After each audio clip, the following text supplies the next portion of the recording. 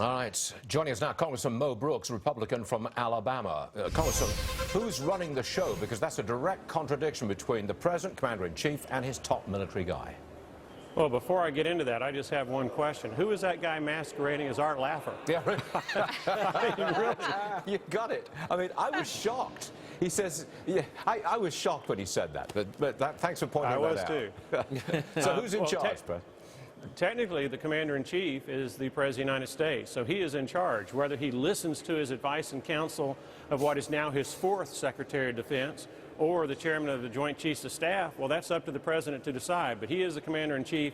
Ultimately, the buck stops at his desk. He makes all of those types of decisions. But we're reporting this morning that now 250 Special Ops Forces troops are on their way over there. That is boots on the ground. Those are guys who are going to be there on the ground. What is going on here?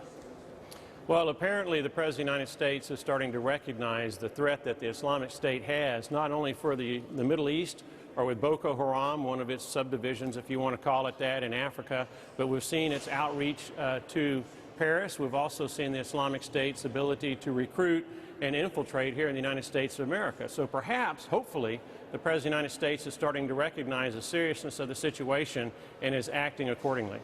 You're endorsing Ted Cruz, I believe. I just want to bring to your attention this morning's Quinnipiac poll that shows Donald Trump 10 points ahead of Marco Rubio. Cruz is there, and he's got 16%. Now, there's some talk that the establishment Republicans, and I don't know whether you're in this camp or not, are panicking at Trump's big lead. What do you say?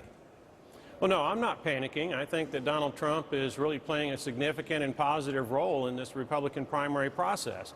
Now, the establishment candidates, quite frankly, are Rubio, Kasich, you've got Jeb Bush, Chris Christie. They're fighting over 20 to 30% of the vote. Ultimately, the establishment candidate can't win when they consolidate that 20 to 30%. Why is Ted Cruz the real Cruz test not is going an to be in the establishment non-establishment candidate. Well, no, why Ted Cruz is not an establishment guy. Why?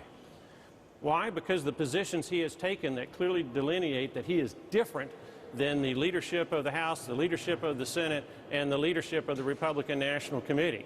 Ted Cruz is fighting those things that are opposite of what the people of America want, and I think even though he is in the United States Senate, he's clearly established himself as not being an establishment candidate. Okay. Republican Mo Brooks, Republican from Alabama. Thanks so much for joining us, sir. Appreciate it. My pleasure. Thanks, sir.